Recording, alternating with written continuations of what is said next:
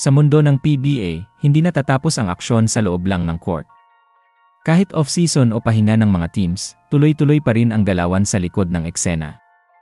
Laging may mga balitang umiikot tungkol sa kung sino ang target ng isang team, sinong player ang lilipat, o sinong malapit nang mapasama sa isang bagong grupo. Kasi sa isang liga na sobrang kompetitibo, bawat team gusto laging mag-improve. Gusto nilang mas lumakas, mas tumibay ang lineup, at mas maging ready sa mga laban. Kaya kapag may mga ulat na may interes ang isang team sa isang player, ibig sabihin nun ay may tiwala sila sa kakayahan nito at alam nilang makakatulong ito para maabot ang goal ng team. Ngayon, may 3 players na pinag-uusapan sa paligid ng liga. Una, may interes daw ang Yangi sa bigman na si Justin Chua. Pangalawa, mukhang gusto ng Ginebra na makuha si Keith Datu. At pangatlo, si Isaac Go naman ang posibleng mapunta sa rain or shine. Lahat ng ito ay mga interesting na balita, kasi ang bawat isa sa kanila ay may sariling style ng laro at kayang magbigay ng impact sa kung anong team man ang mapuntahan nila. Si Justin Chua, kilala sa pagiging matatag sa ilalim, marunong sa depensa, at may shooting din sa labas. Si Keith Datu, isang batang player na may taas, lakas, at energy na swak sa sistema ng Ginebra. At si Isaac Go, isang matalinong bigman na may basketball eye at marunong gumalaw kahit hindi siya flashy. Sa video na to, pag-uusapan natin kung bakit gusto sila ng mga team na to at gaano kalaking tulong ang maibibigay nila kung sakaling matuloy ang dalawan. Tara, simulan na natin ang breakdown ng bawat isa. May mga ulat na lumalabas ngayon na interesado ang San Miguel Beermen o Randy sa bigman na si Justin Chua. Kung totoo man ito, hindi na nakakapagtaka. Sa klase ng laro ni Justin Chua, alam mong may mayaambag talaga siya sa isang team na tulad ng SND. Isa siyang veterano na bigman na may kompletong skill set, may depensa, may shooting, marunong sa opensa, at may experience na sa mga malalaking laro. Sa panahon ngayon, mahalaga na ang mga bigman ay hindi lang basta tagakuha ng rebound. Kailangan din marunong pumasa, marunong magbasa ng opensa, at syempre, may shooting para ma-stretch ang depensa ng kalaban. Lahat ng yan ay meron si Justin Chua. Isa sa mga pinakakilalang katangian ni Justin Chua ay ang kanyang shooting. Bilang isang bigman, bihira ang may touch sa labas ng paint, pero siya, may mid-range at kaya ring tumira sa tres. Kapag may bigman kang marunong tumira sa labas, lumuluwag ang depensa, at mas nagkakaroon ng espasyo ang mga kakampi para makapag-cut o umatake. Malaki ang naitutulong nito, lalo na sa isang team na may mga scorers na sanay umatake sa loob. Maliban dyan, marunong din si Chua sa pick and roll at pick and pop plays. Hindi siya demanding sa bola, pero kapag tinawag ang number niya, handa siyang pumuntos. Bukod sa opensa, solid din ang depensa ni Chua. Marunong siyang pumwesto, magbantay ng lane, at mag-challenge ng tira. May disiplina rin siya sa rotation, kaya hindi siya madaling maiwan sa fast breaks o sa mga switch. Hindi man siya ang pinakamabilis o pinaka-athletic, bawi naman siya sa yi at effort. Sa tagal na rin niya sa liga, alam na niya ang mga galawan sa loob ng court. Hindi mo na siya kailangang turuan pa kung anong dapat gawin, kaya malaking bagay ito para sa isang contender na tulad ng SNA. Sumatotal, siguradong makikinabang ng malaki ang San Miguel Beermen para kay Justin Chua. Mapaparte man siya ng starting unit nito or even off the bench. May mga ulat na nagsasabing interesado ang Ginebra na makuha ang serbisyo ng promising bigman na si Keith Datu. Kung totoo ito, magandang galaw ito para sa team na palaging naghahanap ng bagong puwersa sa ilalim. Si Keith Datu ay isang batang player na may laki, haba, at athleticism na bihira sa local talents. Isa siya sa mga bigman ngayon na hindi lang malaki ang katawan, kundi mabilis din kumilos, may outside touch, at kayang makipagsabayan sa mas matatanda o mas veteranong players sa liga. At kung mapupunta siya sa Ginebra, siguradong malaking bagay ito para sa team, lalo na sa long-term build nila. Si Keith Datu ay kilala sa kanyang versatility. Kayang-kaya niyang maglaro sa loob bilang center. Pero kaya rin niyang umatake mula sa labas, mag-face up, at magdala ng bola sa fast break. May malambot siyang shooting touch, kaya hindi siya madaling bantayan. Meron din siyang footwork at timing sa ilalim na pwedeng makatulong sa opensa ng Ginebra. Sa depensa naman, may taas at haba siya na nakakatulong sa rebounding at shot blocking. At dahil bata pa siya, malaki pa ang potential niya na mas gumaling at mas tumibay ang laro. Malaking tulong si Keith Datu sa Ginebra dahil ang laro niya ay bagay sa modernong basketball. Sa panahon ngayon, hindi na sapat na malaki lang ang player, kailangan na rin ng mobility at shooting, lalo na sa mga big men. Yan ang isa sa mga strengths ni Datu. Kaya niyang sabayan ang bilis ng opensa, tumakbo sa fast break, at mag-spread ng floor sa half court. Bukod pa rito, bata pa siya kaya pwedeng i-develop pa ng coaching staff ng Ginebra para mas tumatag ang laro niya at mas mahasa sa system ng team. Sumatotal, kung mapunta man si Keith Datu sa Ginebra, hindi lang ito para sa ngayon kundi para sa hinaharap din isa siyang player na pwedeng i-mold bilang future big man ng team. Kayang mag-adjust ni Datu sa kahit anong role, starter man o bench player, basta mabigyan ng tamang pagkakataon. Ayon sa mga ulat, ang manlalaro na posibleng mapunta sa rain or shine ay si Isaac Go. Kung sakaling mangyari ito, panibagong big man ang madadagdag sa lineup ng rain or shine. Si Isaac Go ay isang matalinong player na kilala sa pagiging steady sa loob ng court. Hindi man siya flashy o palaging headlines, pero kapag pinaglaro mo, alam niyang tumulong sa team sa tamang paraan. Isa siyang stretch big na may shooting sa labas, marunong sa spacing, at may solid na basketball IQ. Isa sa mga strengths ni Isaac Go ay ang kanyang decision making. Marunong siyang pumwesto, magbasa ng laro, at hindi siya padalos-dalos sa opensa. Sa pick and roll, marunong siyang mag-set ng maayos na screen at alam kung kailan pupunta sa loob o lalabas para sa tira. Meron din siyang shooting sa labas ng paint, kaya hindi siya madaling bantayan. Kapag iniwan mo siya sa labas, kaya niyang tumira ng mid-range o kahit rest kung libre. Sa panahon ngayon, mahalaga na may big man ka na pwedeng pumuntos, kahit hindi lang sa ilalim. Sa depensa naman, hindi man siya pinaka-athletic, pero bumabawi siya sa tamang posisyon at disiplina sa rotation. Marunong siyang magbantay ng pick and roll at hindi madaling nalilito sa switches.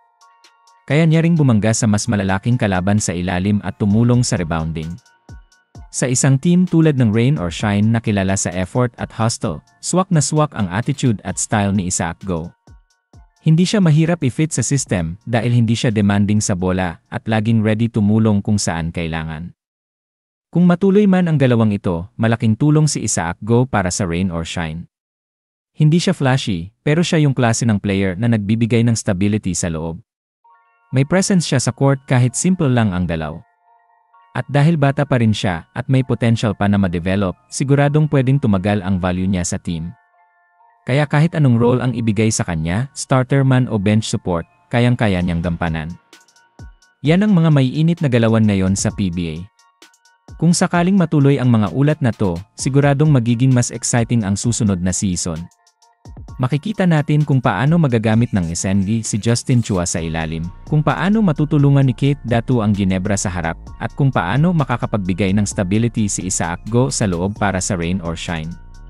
Lahat ng ito ay mga moves na pwedeng magbigay ng bagong puwersa at bagong kulay sa mga teams na ito. Sa basketball, hindi lang talento ang tinitingnan, importante rin ang fit, system, at kung paano nagko-connect ang mga players sa isa't isa. Kaya kung tama ang timing at tama ang pag-manage sa mga ganitong galaw, posibleng magbunga ito ng malaking impact sa buong team. At sa bawat trade o paglipat ng player, merong bagong opportunity para sa players. At para sa team na tatanggap sa kanila, maraming pwedeng mangyari sa susunod na mga linggo, kaya tutok lang tayo sa mga susunod na balita. Siyempre, dito sa channel, asahan mong lagi kang updated sa mga pinaka-importanteng galaw sa mundo ng PBA. Kung nagustuhan mo ang video, huwag kalimutang i-like, mag-comment kung may gusto kang idagdag, at siyempre, mag-subscribe para di ka mahuli sa susunod na updates. Hanggang sa susunod na video, mga kabasketball. Salamat sa panonood. Sa mundo ng PBA, hindi natatapos ang aksyon sa loob lang ng court.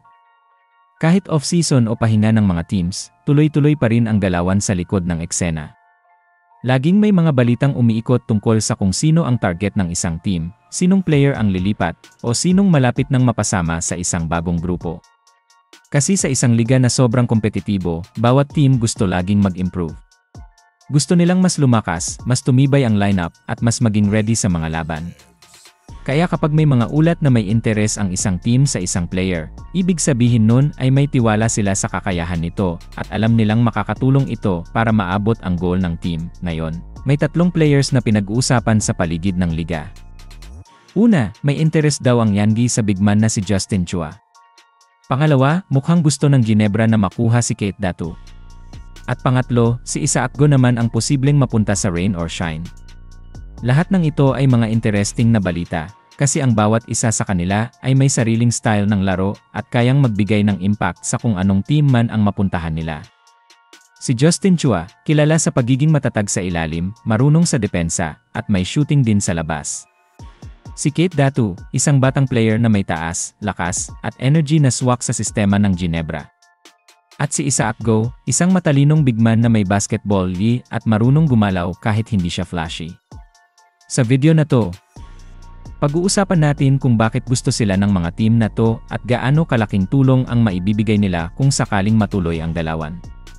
Tara, simulan na natin ang breakdown ng bawat isa. May mga ulat na lumalabas ngayon na interesado ang San Miguel Beermen o Randy sa bigman na si Justin Chua. Kung totoo man ito, hindi na nakakapagtaka. Sa klase ng laro ni Justin Chua, alam mong may mayaambag talaga siya sa isang team na tulad ng SND. Isa siyang veterano na bigman na may kompletong skill set, may depensa, may shooting, marunong sa opensa, at may experience na sa mga malalaking laro. Sa panahon ngayon, mahalaga na ang mga bigman ay hindi lang basta tagakuha ng rebound. Kailangan din marunong pumasa, marunong magbasa ng opensa, at syempre, may shooting para ma-stretch ang depensa ng kalaban. Lahat ng yan ay meron si Justin Chua. Isa sa mga pinakakilalang katangian ni Justin Chua ay ang kanyang shooting. Bilang isang bigman, bihira ang may touch sa labas ng paint, pero siya, may mid-range at kaya ring tumira sa tres. Kapag may bigman kang marunong tumira sa labas, lumuluwag ang depensa, at mas nagkakaroon ng espasyo ang mga kakampi para makapag-cut o umatake. Malaki ang naitutulong nito, lalo na sa isang team na may mga scorers na sanay umatake sa loob. Maliban dyan, marunong din si Chua sa pick and roll at pick and pop plays. Hindi siya demanding sa bola, pero kapag tinawag ang number niya, handa siyang pumuntos. Bukod sa opensa, solid din ang depensa ni Chua. Marunong siyang pumwesto, magbantay ng lane, at mag-challenge ng tira. May disiplina rin siya sa rotation, kaya hindi siya madaling maiwan sa fast breaks o sa mga switch. Hindi man siya ang pinakamabilis o pinaka-athletic, bawi naman siya sa yi at effort. Sa tagal na rin niya sa liga, alam na niya ang mga galawan sa loob ng court. Hindi mo na siya kailangang turuan pa kung anong dapat gawin, kaya malaking bagay ito para sa isang contender na tulad ng SNA. Sumatotal, siguradong makikinabang ng malaki ang San Miguel Beermen para kay Justin Chua. Mapaparte man siya ng starting unit nito or even off the bench. May mga ulat na nagsasabing interesado ang Ginebra na makuha ang serbisyo ng promising bigman na si Keith Datu. Kung totoo ito, magandang galaw ito para sa team na palaging naghahanap ng bagong puwersa sa ilalim. Si Keith Datu ay isang batang player na may laki, haba, at athleticism na bihira sa local talents. Isa siya sa mga bigman ngayon na hindi lang malaki ang katawan, kundi mabilis din kumilos, may outside touch, at kayang makipagsabayan sa mas matatanda o mas veteranong players sa liga. At kung mapupunta siya sa Ginebra, siguradong malaking bagay ito para sa team, lalo na sa long-term build nila. Si Keith Datu ay kilala sa kanyang versatility. Kayang-kaya niyang maglaro sa loob bilang center. Pero kaya rin niyang umatake mula sa labas, mag-face up, at magdala ng bola sa fast break. May malambot siyang shooting touch, kaya hindi siya madaling bantayan. Meron din siyang footwork at timing sa ilalim na pwedeng makatulong sa opensa ng Ginebra. Sa depensa naman, may taas at haba siya na nakakatulong sa rebounding at shot blocking. At dahil bata pa siya, malaki pa ang potential niya na mas gumaling at mas tumibay ang laro. Malaking tulong si Keith Datu sa Ginebra dahil ang laro niya ay bagay sa modernong basketball. Sa panahon ngayon, hindi na sapat na malaki lang ang player, kailangan na rin ng mobility at shooting, lalo na sa mga big men. Yan ang isa sa mga strengths ni Datu. Kaya niyang sabayan ang bilis ng opensa, tumakbo sa fast break, at mag-spread ng floor sa half court. Bukod pa rito, bata pa siya kaya pwedeng i-develop pa ng coaching staff ng Ginebra para mas tumatag ang laro niya at mas mahasa sa system ng team. Sumatotal, kung mapunta man si Keith Datu sa Ginebra, hindi lang ito para sa ngayon kundi para sa hinaharap din isa siyang player na pwedeng i-mold bilang future big man ng team. Kayang mag-adjust ni Datu sa kahit anong role, starter man o bench player, basta mabigyan ng tamang pagkakataon. Ayon sa mga ulat, ang manlalaro na posibleng mapunta sa rain or shine ay si Isaac Go. Kung sakaling mangyari ito, panibagong big man ang madadagdag sa lineup ng rain or shine. Si Isaac Go ay isang matalinong player na kilala sa pagiging steady sa loob ng court. Hindi man siya flashy o palaging headlines, pero kapag pinaglaro mo, alam niyang tumulong sa team sa tamang paraan. Isa siyang stretch big na may shooting sa labas, marunong sa spacing, at may solid na basketball eye. Isa sa mga strengths ni Isaac Go ay ang kanyang decision making. Marunong siyang pumwesto, magbasa ng laro, at hindi siya padalos-dalos sa opensa. Sa pick and roll, marunong siyang mag-set ng maayos na screen at alam kung kailan pupunta sa loob o lalabas para sa tira. Meron din siyang shooting sa labas ng paint, kaya hindi siya madaling bantayan. Kapag iniwan mo siya sa labas, kaya niyang tumira ng mid-range o kahit tres kung libre. Sa panahon ngayon, mahalaga na may big man ka na pwedeng pumuntos, kahit hindi lang sa ilalim. Sa depensa naman, hindi man siya pinaka-athletic, pero bumabawi siya sa tamang posisyon at disiplina sa rotation. Marunong siyang magbantay ng pick and roll at hindi madaling nalilito sa switches. Kaya niya ring bumangga sa mas malalaking kalaban sa ilalim at tumulong sa rebounding.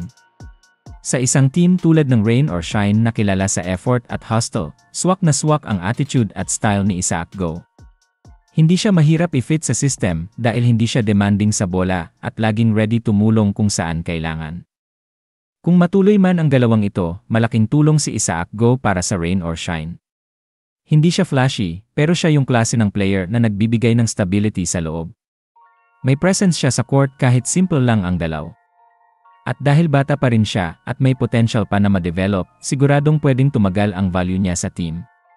Kaya kahit anong role ang ibigay sa kanya, starter man o bench support, kayang-kaya niyang gampanan. Yan ang mga maiinit na galawan ngayon sa PBA. Kung sakaling matuloy ang mga ulat na to, siguradong magiging mas exciting ang susunod na season.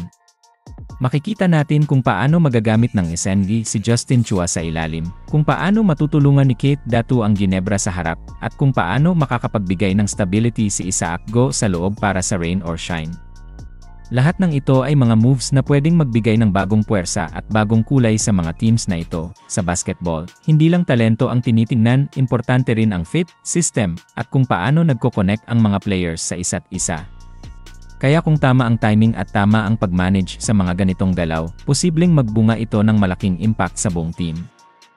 At sa bawat trade o paglipat ng player, merong bagong opportunity para sa players. At para sa team na tatanggap sa kanila, maraming pwedeng mangyari sa susunod na mga linggo, kaya tutok lang tayo sa mga susunod na balita.